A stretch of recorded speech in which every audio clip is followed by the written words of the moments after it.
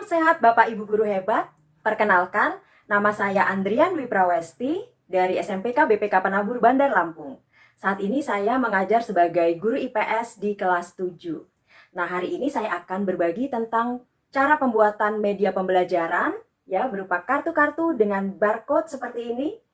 Nah, kita akan sama-sama belajar bagaimana ya cara pembuatannya dan juga apa saja sih kegunaannya. Nah, mari kita saksikan bersama-sama video berikut ini. Media pembelajaran saya ini saya beri nama QCCG atau QR Code Cards Game. Nah, latar belakang dalam pembuatan kartu dengan QR Code ini sebenarnya berasal dari awal dulu saya pernah melakukan pembelajaran dengan kartu, dan dari pembelajaran itu anak-anak sangat antusias dan juga nilainya sudah mulai meningkat. Padahal waktu itu saya mengajarkan materi ekonomi yang untuk anak-anak itu cukup sulit. Ini adalah suasana pembelajaran di kelas saat saya menerapkan pembelajaran dengan menggunakan media permainan kartu.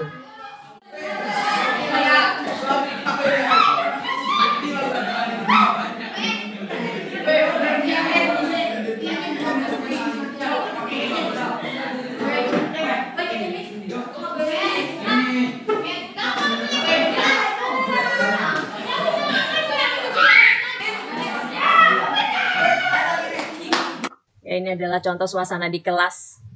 Betapa mereka sangat antusias bermain dengan kartu-kartu tersebut. Dan juga karena permainan tersebut saya upload di media sosial, sehingga teman-teman saya di media sosial tersebut juga bisa ikut membaca dan melihat apa yang saya buat, dan juga mendapatkan feedback yang positif. Feedback positifnya bisa dibaca dari komentar-komentar dari teman-teman saya, dan ini juga bisa menjadi sebuah media promosi yang baik untuk sekolah kita. Di situ ada yang berpendapat bahwa media ini sangat kreatif, lalu dia juga kalau misalnya dia bisa belajar lagi, dia mau belajar dengan gurunya, dengan media pembelajaran yang menarik tadi. Ya, jadi media pembelajaran ini dulu walaupun saya buat dengan sangat sederhana, tapi ternyata itu bisa menghasilkan feedback yang positif baik dari orang tua siswa dan juga anak-anak. Nah, itulah latar belakang kenapa pada saat ini saya ingin membuat lagi permainan kartu, tapi saya kembangkan dengan menggunakan QR Code.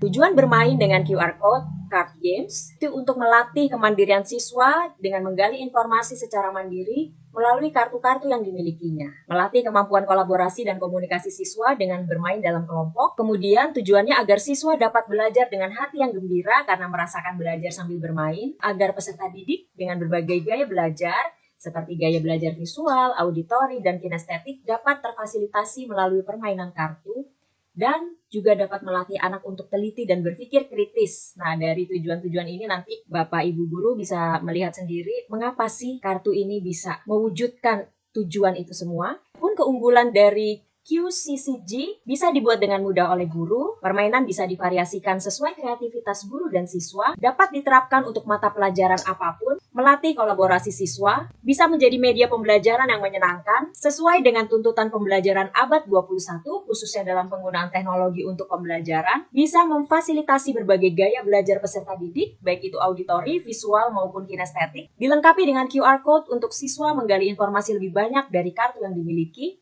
Kemudian keunggulan lainnya adalah mampu melatih anak mengembangkan profil pelajar Pancasila, di antaranya kemampuan untuk menjadi anak yang mandiri, gotong royong, bernalar kritis, dan berpikir kreatif. Nah, ini adalah cara membuat QR Code-nya. Ini nanti dapat Bapak Ibu copy paste ke kartu bikinan Bapak Ibu sendiri, sesuai dengan kreasi Bapak Ibu, dan juga bisa disesuaikan dengan pelajaran yang Bapak Ibu ampu. Jadi ini tidak hanya untuk pembelajaran IPS saja, tapi ini juga bisa diterapkan untuk pembelajaran lain. Nah, ini adalah cara membuat QR Code. Jadi pertama-tama kita masuk dulu ke aplikasi untuk membuat QR Code. Ini saya menggunakan aplikasi online dari qrcodemonkey.com. Sebenarnya ada banyak sekali ya untuk membuat QR Code secara online, tapi saya memilih monkey.com karena dia ada pilihan untuk setting warna, kemudian untuk menambahkan logo image, dan juga kita bisa customize desainnya sesuai dengan selera kita. Nah, setelah itu cara membuatnya adalah kita tinggal mencari ya website, atau bisa juga dari Drive Bapak Ibu sendiri. Jika ada yang ingin di-share dari Drive, ya kita copy linknya, kemudian kita paste ke QR Code monkey.com ini. Setelah kita paste linknya, kita tinggal create QR code, kemudian kita download PNG-nya.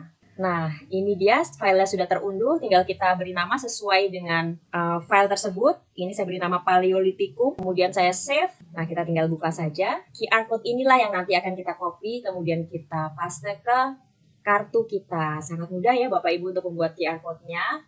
Nah, berikut ini adalah contoh pengaplikasiannya setelah dituangkan dalam kartu. Jadi nanti anak-anak saat bermain bisa scan QR code yang ada di kartu dengan menggunakan gadget mereka masing-masing. Mereka bisa download dulu QR and barcode scan, kemudian kita tinggal scan saja kartunya dan kita klik linknya. Nanti kita sudah bisa melihat informasi yang ada pada kartu tersebut. Nah, itu anak-anak bisa belajar secara mandiri di dalam kartu yang mereka miliki. Ini tentang ciri-ciri zaman Paleolitikum.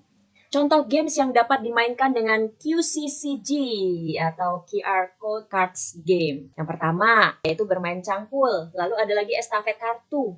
Juga bisa untuk bermain mencari harta karun. Nah, Bapak Ibu juga bisa mengembangkan dalam bentuk lain ya, sesuai dengan kreativitas Bapak Ibu guru masing-masing. Nah, bagaimana caranya bermain cangkul? Caranya dapat Bapak Ibu baca pada keterangan berikut ini.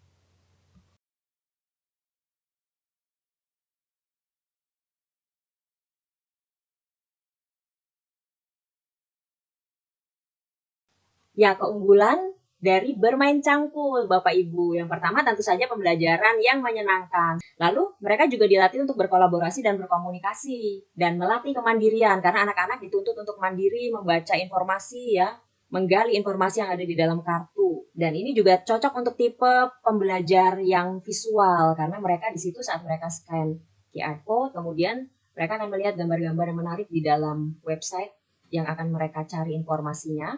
Kemudian juga melatih ketelitian dan konsentrasi dalam membaca informasi, karena saat mereka membacanya tidak teliti, maka mereka tidak akan tahu kartu apa nih yang cocok untuk pasangan kartu saya, seperti itu. Game berikutnya adalah lari estafet kartu. Untuk penjelasan permainannya dapat Bapak Ibu guru baca pada keterangan berikut ini.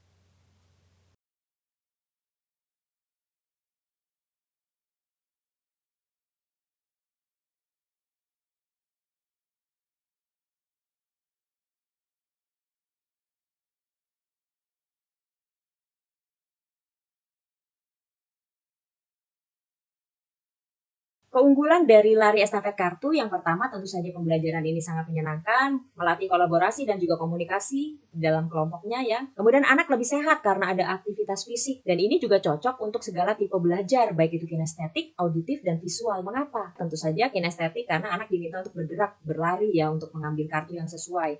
Kemudian untuk anak yang auditif, dia bisa belajar dengan mendengarkan informasi dari temannya pada saat temannya menjelaskan tentang apa yang ada di kartunya ya. Jadi mereka akan saling membacakan informasi yang ada di dalam kartu untuk disimak teman lainnya agar nanti bisa mencari kartu yang sesuai. Dan juga ini cocok untuk anak yang visual ya, karena kartu-kartunya dibuat dengan sangat menarik sehingga anak-anak yang gaya belajar visual itu tentu saja akan lebih tertarik. Dan juga setelah QR code-nya di-scan, anak-anak bisa masuk ke web yang juga terdapat gambar-gambar yang tentu saja akan sangat menarik bagi anak dengan tipe belajar visual. Dan keunggulan lari estafet kartu juga untuk melatih ketelitian dan konsentrasi dalam membaca informasi. Nah, game yang terakhir adalah mencari harta karun. Nah, jadi sebelum permainan dimulai, guru menyembunyikan kartu di berbagai tempat di lingkungan sekolah. Lalu guru menjelaskan tujuan dan manfaat pembelajaran. Siswa dibagi menjadi beberapa kelompok yang terdiri dari 3-4 orang. Lalu guru akan memberikan beberapa kartu tulisan merah kepada setiap kelompok dan guru bisa menyesuaikan jumlah kartu yang dibuat dengan jumlah siswa di kelas. Siswa diberi kesempatan berdiskusi selama 10-15 menit untuk menggali informasi sebanyak-banyaknya dari kartu merah yang dimiliki dengan scan QR code. Setelah selesai berdiskusi, siswa akan diminta mencari kartu tulisan biru sebanyak-banyaknya di tempat-tempat persembunyian kartu. Dalam mencari harta berupa kartu tadi, siswa harus sangat berhati-hati karena ranjau ada di mana-mana. Ranjaunya adalah kartu biru yang bukan berisi informasi yang sesuai dengan kartu merah yang dimilikinya. Jadi, jika siswa mengambil kartu yang salah, maka itu akan mengurangi poin yang dimiliki kelompoknya. Jadi, setiap kartu biru yang salah akan mengurangi 1 poin dari setiap kartu biru yang benar. Nah, keunggulan game mencari harta karun yang pertama, tentu saja pembelajaran yang sangat menyenangkan, melatih kolaborasi dan komunikasi, lalu anak lebih sehat karena ada aktivitas fisik, cocok untuk segala tipe belajar, kinestetik, auditif, dan visual, melatih ketelitian dan konsentrasi dalam membaca informasi, dan anak dilatih untuk berhati-hati dalam mencari harta yang secara tidak langsung melatih anak untuk tidak serakah dan asal-asal saja mengambil harta karun yang bukan miliknya. Ya, itulah tadi presentasi dari saya. Terima kasih.